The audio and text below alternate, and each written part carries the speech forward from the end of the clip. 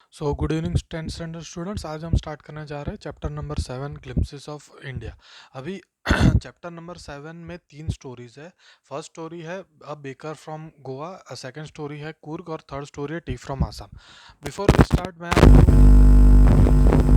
Actually है क्या glimpses of India में इंडिया के तीन सिटीज है।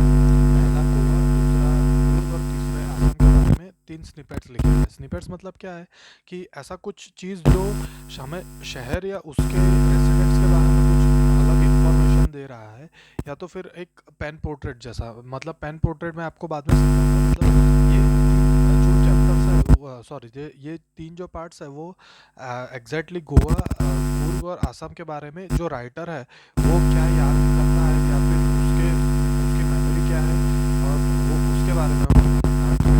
ठीक है, so let us start from page number आपका कौन सा है, 85। ठीक है, so let us start from page number 85। अब बेकर फ्रॉम गोवा। अभी अब बेकर फ्रॉम गोवा का जो फर्स्ट पार्ट है उसका जो टाइटल लिखा हुआ है ना पेज नंबर 85, उसके नीचे देखो लिखा है this is a back portrait of traditional Goan village baker who still has an important place in his society. मतलब जो गोवा में पुराने टाइम में बेकर्स होते थे, बेकर्स मतलब जो ब्रेड खुद बेक करते थे और उसे बेचते थे, ब्रेड या फिर किसी चीज़ों के लिए। तो वो जब बेचने आता था तो वो जो राइटर है उसको मतलब वो राइटर राइटर के लिए जो बेकर है जो कि वहाँ पर बेचने आता है उसकी क्या मेमोरीज है वही वो लिख रहा है। वो डिस्क्राइब कर रहा है वो बेकर को, उसी को हम पेन पोर्ट्रेट कहते हैं। समझो पोर्ट्रेट क्या होता है। पोर्ट्रेट मतलब आप कोई पेंटिंग करोगे किसी कोई चीज़ का, कोई ह्यूमन बीइंग का, तो वो उसका पोर्ट्रेट होता है। पेन पोर्ट्रेट ये चीज़ होती है कि तुम उसके बारे में लिख रहे हो। मतलब राइटर ये गोवा के बेकर के बारे में लिख रहा है, वो उसको उतना याद नहीं है। ठीक है, so let us start with page number 85, a baker from Goa part से। Our elders are often heard reminiscing nostalgically about those good old Portuguese days, the Portuguese and their famous loaves of bread. Those eaters of loaves might have vanished but the makers are still there। मतलब पुराने ज़माने में ना अगर आपको याद होगा तो कैसे इंडिया में जब ब्रिटिशर्स राज कर रहे थे तो एक्चुअली शुरुआत में पहले पोर्टुगीज लोग आए थे। Vasco D gamma was a Portuguese. ठीक है, वास्को डी गामा सबसे पहले इंडिया में आया था, उसके साथ काफ़ी पोर्टुगीज आए थे। Portuguese were situated in and around Goa. Goa के आसपास वो लोग रहते थे। तो पोर्टुगीज लोग ब्रेड खाने में उन्हें काफ़ी मतलब उनका डाइट में ब्रेड बहुत कॉमन चीज़ थी।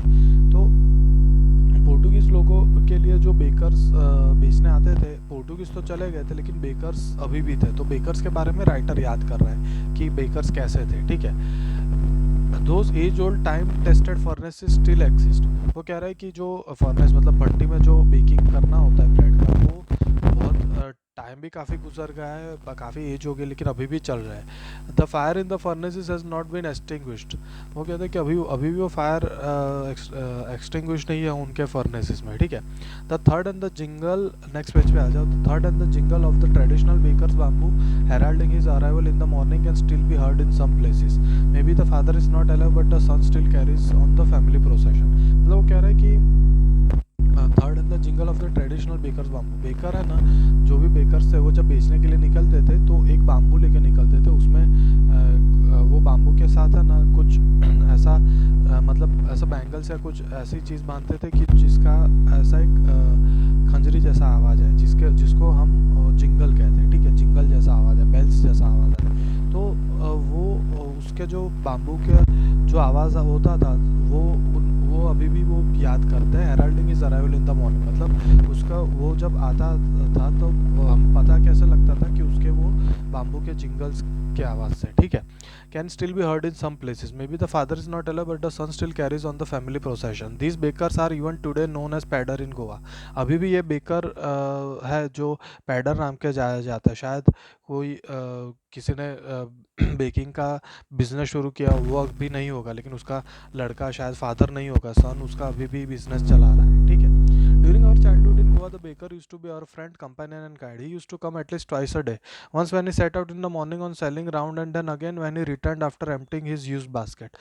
वो क्या कह रहा है कि राइटर हमें कह रहा है कि गोवा में उनका जो बेकर था ना, वो उनका फ्रेंड और कंपेनियर और गाइड जैसा था। वो उन्हें काफ़ी सारी चीज़ें बताता था, क्या क्या था वो आगे देखेंगे हम। लेकिन when he set out in the morning on his selling round and then again when he return after emptying his used basket, मतलब वो जब वो जाता भी था और आते वक्त भी उन्हें मिलता था, ठीक है। The jingling third of his bamboo woke us from sleep and we ran to meet and greet him. Why was it so? Was it for the love of the loaf? Not at all. The loaves were bought by some Paskin or Bastin, the maid servant of the house. What we longed for were those bread bangles which we choose carefully. Sometimes it was a sweet bread of special make. Writer कह रहा है कि उसके जो बापू के jingles के आवाज़ से वो लोग की नींद उड़ जाती थी और फिर वो उसको मिलने के लिए बाहर जाते थे। वो क्यों? क्योंकि उन्हें ब्रेड के लिए इतना शौक नहीं था। वो लोग है ना, वो ब्रेड बैंगल्स मतलब अभी समझो क्या होता है कि अगर ब्रेड के आसपास का जो आप देखो ना, तो वो जो स्क्वायर शेप का जो ब्राउन कलर का होता है ना, अगर बीच में से वो ब्रेड निकाल ले तो वो जो ब्राउन कलर की वो पट्टी रह जाती है उसको ब्रेड बैंगल्स कहते हैं। और वो ब्रेड बैंगल्स क्या होता है, कई लोग नहीं प्रीफर करते क्योंकि जो सैंडविचेस बनाते हैं वो जनरली वो ब्रेड के बैंगल्स निकाल देते हैं, तो ये ब्रेड बैंगल्स उन्हें ज़्यादा अच्छे लगते थे, वो जो बच्चे थे, राइटर और बाकी सब, ठीक है। वो कह रहा है कि ब्रेड तो कोई मेड होती थी, मेड सर्वेंट होती थी, वो ही खरीद लेती थी, हम लोग को तो ब्रेड बैंगल्स में इंटरेस्ट था। What we long for was the bread bangles which we choose carefully. Sometimes it was a sweet bread of special make. कई बार क्या होता था कि कोई स्पेशली बनाई हुई स्वीट ब्रेड होती थी, तो वो ब्रेड बैंगल्स और भी मज़ा आता था खाने में उन लोग को, ठीक है। The baker made his musical entry on the scene with jhang jhang sound of his special made bamboo staff. उसका जंग जंग जैसे आवाज़ आते थे उसके बाम्बू स्टाफ से, ठीक है। One hand supported the basket on his head and the other bang the bamboo on the ground. He would greet the lady of the house with good morning and then place his basket on the vertical bamboo. वो जब आता था तब कैसे आता था, एक हाथ में उसका वो बाम्बू स्टिक थी और दूसरे हाथ से वो अपने सर पे जो ब्रेड का बास्केट रखा हुआ है वो सपोर्ट कर रहा था। जब आता था तब वो गुड मॉर्निंग कहता था जो भी लेडी थी घर पे उसको, और फिर वो बाम्बू नीचे रख के उसके ऊपर बैलेंस करके वो उसके बास्केट रख देता था। We kids would be pushed aside with a mild rebuke and the loaves would be delivered to the servant, but we would not give up. We would climb a bench or the parapet and peep into the basket. Somehow I can still recall the typical fragrance of those loaves. मतलब वो writer क्या कह रहा है कि हम लोगों को है ना ज़्यादा, मतलब कोई एक रिव्यू मतलब धक्का दे के है ना हमें पीछे कर देते थे, और जिसको ब्रेड खरीदना है उसी को वो बेकर उन्हें ब्रेड देता था। लेकिन हम लोग हार नहीं मानते थे, हम लोग कोई स्टूल या तो फिर कोई बेंच क्लाइंब करके वो बास्केट के अंदर देखते थे। क्यों? क्योंकि वो बास्केट के अंदर से जो फ्रेश ब्रेड की जो स्मेल आती थी वो स्मेल उन्हें बहुत पसंद थी, इसके लिए। Loaves for the elders and bangles for the children. Generally क्या होता था कि ब्रेड के लोफ होता है, लोफ का जो प्लूरल है लोव्स, मतलब ब्रेड के पूरे लोव्स होते थे वो एल्डर्स के लिए होते थे और बैंगल्स चिल्ड्रन के लिए होते थे, ठीक है। Then we did not even care to brush our teeth और wash our mouth properly, and why should we, who would take the trouble of plucking the mango leaf for the toothbrush, and why was it necessary at all? The tiger never brushed his teeth. Hot tea would wash and clean up everything so nicely after all. मतलब वो लोग क्या करते थे, जो bread bangles खाने की उनकी इच्छा होती थी तो कहते थे कि हम लोग ब्रश भी नहीं करते थे, क्योंकि उस वक्त कैसा था कि ये टूथब्रश नहीं बना है। वो हम लोग जो दातुन कहते हैं ना, वो दातुन की जो स्टिक आती थी, लकड़ी आती थी, उससे वो ब्रश करते थे। तो वो लोग कहते थे कि कौन इतना सारा टाइम गवाए, अभी फ्रेश ब्रेड बैंगल्स मिला है तो वही खाने में हम लोग फोकस करें। तो वो लोग कहते फिर चाय पियेंगे तो चाय से मुंह धुल जाएगा, ऐसा ब्रश करने की ज़रूरत नहीं है। नेक्स्ट पेज पे आ जाओ। Marriage gifts are meaningless without the sweet bread known as the bol. Just as a party or a feast loses its charm without bread, not enough can be said to show how important a baker can be for a village. मतलब marriage gifts, वो marriage gifts में generally क्या होता था कि बोल नाम का एक ब्रेड है वहाँ पर गोवा में मिलता है, वो एक स्वीट ब्रेड टाइप का था। वो उसके बिना मतलब मैरिजेस में उसके बिना वो बहुत ही अधूरा जैसा मैरिज रह जाता था, और यही चीज़ बता रही थी कि एक विलेज के लिए एक बेकर कितना ज़रूरी है। The lady of the house must prepare sandwiches on the occasion of her daughter's engagement. Cakes and bolinhas are must for the Christmas as well as other festival. Thus the presence of bakers furnace in the village is absolutely essential. क्यों? जो bakers furnace है वो village में सबसे essential, सबसे important क्यों है? क्योंकि अगर किसी लड़की की एंगेजमेंट होती थी तो उसकी मदर सबके लिए ब्रेड के सैंडविचेस और ये बनाती थी। अगर वहाँ पर क्रिसमस है तो क्रिसमस में वो लोग केक्स और बोलिनाज नाम के स्वीट ब्रेड बनाते थे। ठीक है, तो बेकर काफ़ी इंपॉर्टेंट था उन लोगों के लिए। द बेकर और bread seller of those days had a peculiar dress known as the kabai. It was a single piece long frock reaching down to the knees. जो बेकर्स थे वो लोग क्या थे, उनके कबाई नाम के एक ड्रेस पहनते थे। वो एक सिंगल फ्रॉक टाइप ड्रेस था, वो सीधा उनके नीज तक लंबा होता था। ठीक है। In our childhood, we saw bakers wearing a shirt and trousers which were shorter than full length ones and longer than half pants.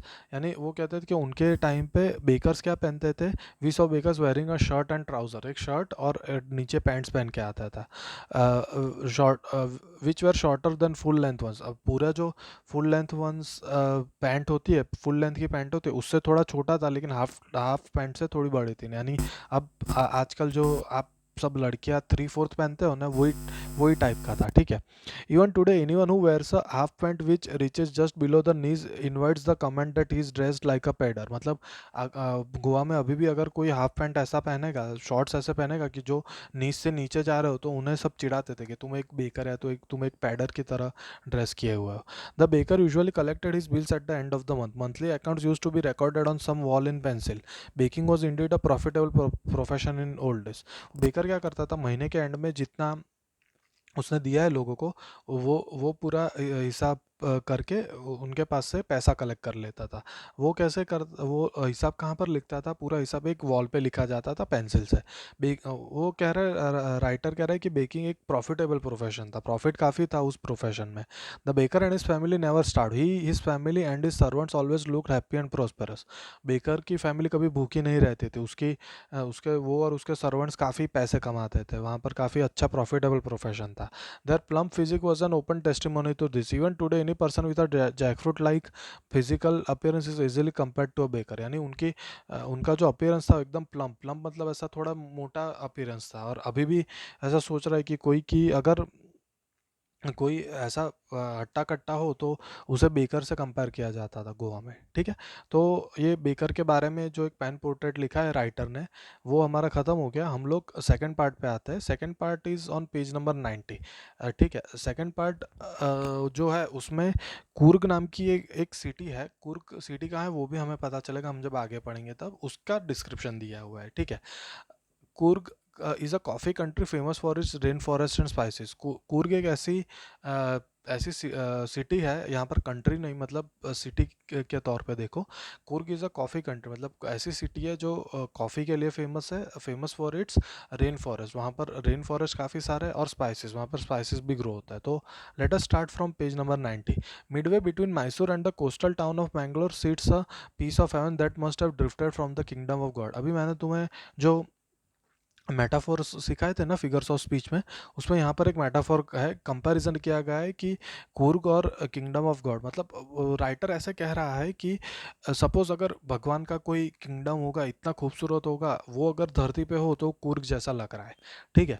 This land of roaring hills is inhabited by proud race of martial man, beautiful women and wild creatures. वो कहता है कि rolling hills, hills काफ़ी सारे हैं कुर्ग में, वो inhabited मतलब कौन पॉपुलेशन वहाँ पर कैसा है कि मार्शल मैन जो मार्शल आर्ट्स करते हैं, ऐसे हट्टे कट्टे जो मैन है वो, ब्यूटीफुल वुमेन, वुमेन उनकी काफ़ी ब्यूटीफुल है, और वाइल्ड क्रीचर्स, आसपास वाइल्ड क्रीचर्स भी काफ़ी सारे हैं।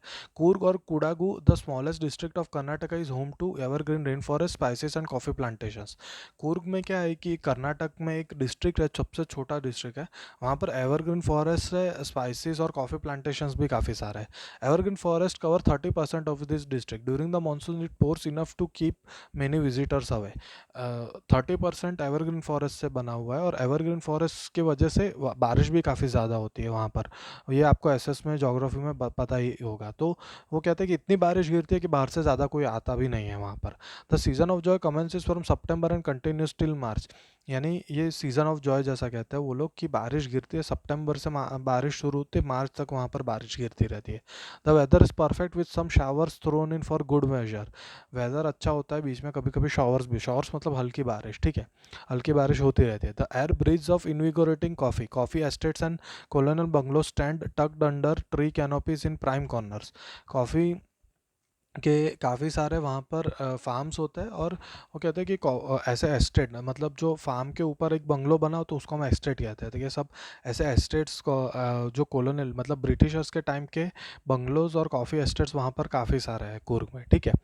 The fiercely independent people of Coorg are possibly of Greek or Arabic descent. As one story goes, a part of Alexander army moved south towards the coast and settled here when the return became impractical. मतलब वो कहता है कि people जो कुर्ग जो city है उसके public है वो काफ़ी इंडिपेंडेंट है। और वो एक स्टोरी बता रहे हैं कि अलेक्जेंडर एक राजा था, जब वो इंडिया इन्वेट करने आया था, और मतलब वहाँ से ग्रीस से जब अलेक्जेंडर आया था, तो वो उसने क्या किया कि वो उसके आर्मी के एक ऐसे लोग थे कि जो वापस नहीं जा सकते थे, तो वो लोग साउथ में मतलब गोवा में सेटल हो गए थे, ठीक है। These people married amongst the locals, and their culture is apparent in the martial traditions, marriage and religious rites, which are distinct from the Hindu mainstream. यानी वो कह रहे हैं कि जो कुर्ग की पब्लिक है वो कैसे फिर आगे उनके जनरेशन्स कैसे बढ़े कि अलेक्जेंडर के जो आर्मी सेटल हुई वो वहाँ के लोगों से, वहाँ के औरतों से उन लोग ने शादी कर ली, और फिर उनके नेक्स्ट जनरेशन्स हुए, तो उनके ये सब चीज़ें उनके कल्चर में भी दिख रहा है। क्यों? क्योंकि वो लोग कह रहे हैं कि उनके ट्रेडिशंस में उनके मैरिज और रिलीजियस जो राइट्स मतलब राइट्स और रिचुअल्स होते हैं वो उन सब में ये क्लियरली दिख रहा है कि ये हिंदू जो मेन स्ट्रीम हिंदूज हैं हम लोग, हमसे थोड़ा अलग पड़ रहा है, उनका पूरा कल्चर अलग पड़ रहा है, ठीक है। The theory of Arab origin draws support from the long black coat with an embroidered waist belt worn by the Kodavus, known as the kufia. It assembles the kufia worn by the Arabs and the Kurds. यानी अरब influence क्यों हुआ है? क्योंकि वो देखते हैं कि एक लॉन्ग ब्लैक कलर का जो कोट है वो वेस्ट तक वो लोग पहनते हैं। वो जो अरब्स है, अरब्स मतलब जो अरेबियन कंट्रीज है जैसे सऊदी अरेबिया है, फिर यूनाइटेड अरब एमिरेट्स है, वहाँ के लोग जो पहनते हुए उस टाइप से काफ़ी सिमिलर है, इसलिए उनका भी काफ़ी कल्चर यहाँ पर आपको दिखने में मिलता है, ठीक है। Kurgi homes have a tradition of hospitality, and they are more than willing to recount numerous tales of valor related to their sons and fathers. जो कुर्ग में जो आप अगर कोई भी घर पे चले जाओ तो वो लोग ट्रेडिशन ऑफ हॉस्पिटलिटी मतलब वो लोग आपको काफ़ी अच्छे से रखेंगे, गेस्ट को काफ़ी अच्छे से रखते हैं, और उनकी बातों में जनरली पता चलता है कि पुराने ज़माने में उनके जो एंसेस्टर्स थे वो लोग काफ़ी अच्छे फाइटर्स थे। मतलब वो कहते हैं कि उनके जो ये बताया गया ना, then willing to recount numerous tales of valour. Tales of valour मतलब ऐसे लड़े या लड़ी और उसमें जीते हो, उसको टेल्स ऑफ वैलर कहते हैं, ठीक है।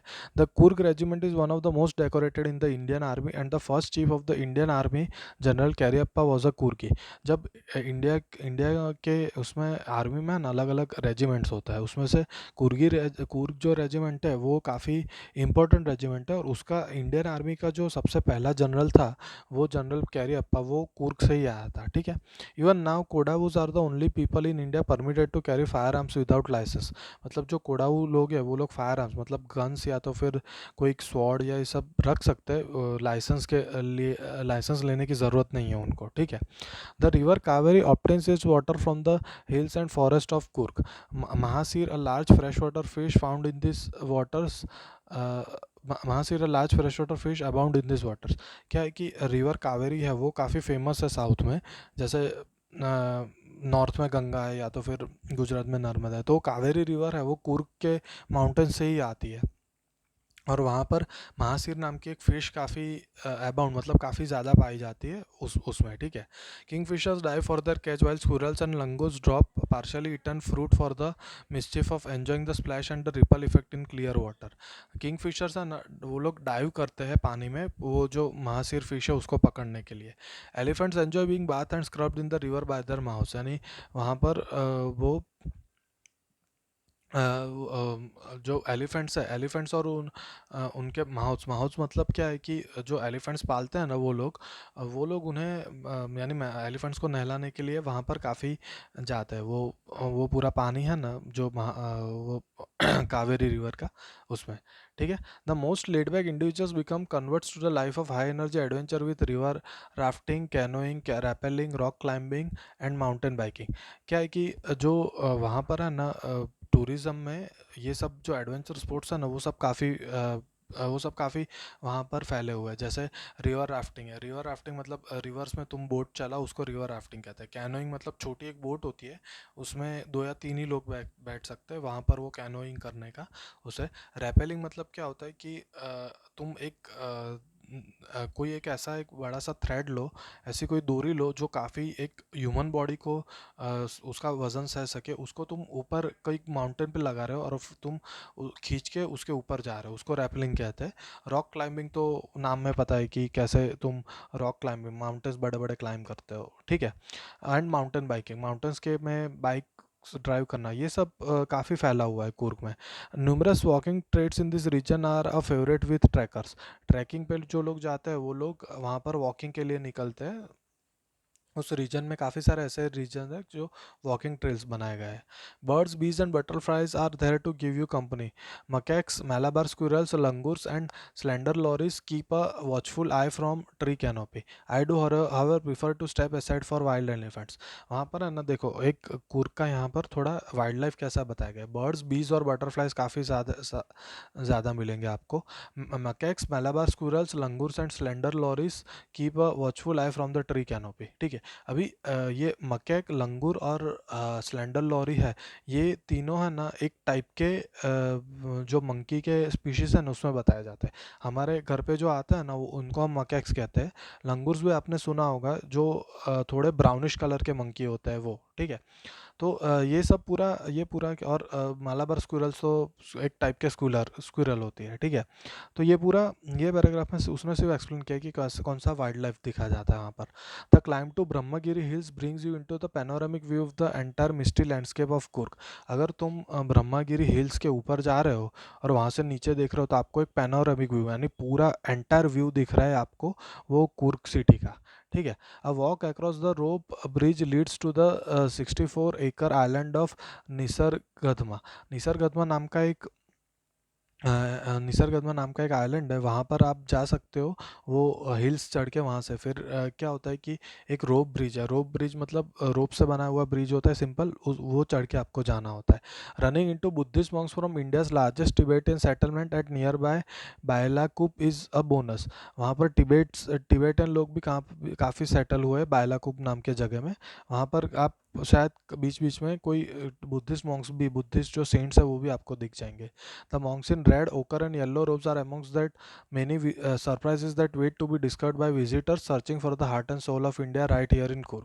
वो monks के ड्रेसेस कैसे होते हैं वो एक्सप्लेन किया गया है कि वो लोग रेड, ओकर या येलो कलर के रोब्स में आते हैं, ठीक है। अभी नेक्स्ट जो थर्ड पार्ट है वो पेज नंबर 94 पे है, तो आप डायरेक्ट पेज नंबर 94 पे आ जाओ। अभी ये थर्ड पार्ट में देखो डिस्क्रिप्शन में दिया हुआ है, Pranjal a youngster from Assam is राजवी's classmate at school in Delhi. Pranjol's father is the manager of tea garden in Upper Assam and Pranjal has invited Rajveer to visit his home during a summer vacation. प्रांजल और राजवीर दो classmates है, उसमें से ये जो बता रहा है, ये जो राइटर है वो राजवीर खुद है। राजवीर बता रहा है कि कैसे जो मतलब आसाम में एक टी गार्डन है। टी गार्डन क्या होता है कि वहाँ पर टी के लीव्स होते हैं, वो टी के लीव्स ग्रो करता है वो लोग कंजम्पशन के लिए, ठीक है, कंजम्पशन और सेलिंग दोनों के लिए। तो वो जो प्रांजल के फादर है वो एक टी गार्डन ओन करता है, और प्रांजल ने राजवीर को बोला है कि मेरे साथ वैकेशन में मेरे वहाँ पर टी गार्डन आसाम में है, जो आसाम डिस्ट्रिक्ट में, वहाँ सॉरी आसाम स्टेट में, वहाँ पर तू भी चलना। तो ये जो पूरी स्टोरी है ये राजवीर ने लिखी है, ठीक है। चाय गरम गरम चाय, a vendor called out in high pitched voice. अभी प्रांजल और राजवीर है ना, दोनों ट्रेन में जा रहे हैं, तो ट्रेन में उनके साथ सामने एक विंडो के बाहर वो देखते हैं, तो एक चाय वाला आके उन्हें बता रहा होता है कि आज आपको गर्म चाय लेनी हो तो। He came up to the window and asked, chai sahab give us 2 cups, Pranjal said. They sipped the steaming hot liquid, almost everyone in the compartment was drinking tea too. मतलब उसने पूछा कि साहब चाय चाहिए, तो प्रांजल कहता है कि 2 कप दे दो। दोनों वो लोग पूरे कंपार्टमेंट में सब लोग चाय पी रहे होते हैं उस वक्त। Do you know that over 80 crore cups of tea are drunk every day throughout the world? Rajveer said. View, exclaimed Pranjal. Tea is really very popular. यानी राजवीर कह रहा है कि पूरे वर्ल्ड में 80 करोड़ कप्स ऑफ टी एक दिन में लोग कंज्यूम करते हैं। तो प्रांजल कहता है कि टी काफ़ी पॉपुलर है सच में। The train pulled out of the station, Pranjal buried his nose in his detective book again. Rajveer too was an ardent fan of detective stories, but at the moment he was keener and looking at the beautiful scenery. Train फिर station से निकलती है, प्रांजल क्या करता है, अपने book होती है, बुक पढ़ने लगता है, एक डिटेक्टिव बुक होती है वो पढ़ने लगता है। राजवीर भी डिटेक्टिव स्टोरीज का फ़ैन होता है, लेकिन वो पहली बार जब आसाम जा रहा होता तो आसपास की जो ग्रीन ब्यूटी होती है वो सब देखने में उसे ज़्यादा इंटरेस्ट होता है। It was green green everywhere, Rajvir had never seen so much greenery before, then the soft green paddy fields give away to tea bushes. वो पूरा ग्रीनरी काफ़ी इतना सारा होता है, राजवीर ने कभी इतना ग्रीनरी नहीं देखा होता है। ग्रीन पैडी फील्ड्स, पैडी मतलब राइस के जो फील्ड्स होते हैं वो आगे आगे उसके आगे देखोगे तो वहाँ पर टी के ब्रशेस लगा दिए जाए, मतलब टी के बुशेस जो होते हैं वो सब लगा दिए होते हैं। It was a magnificent view against the backdrop of densely wooded hills, a sea of tea bushes stretched as far as the eye could see. वो व्यू काफ़ी मैग्निफिसेंट था, राजवीर कह रहा है, क्योंकि जो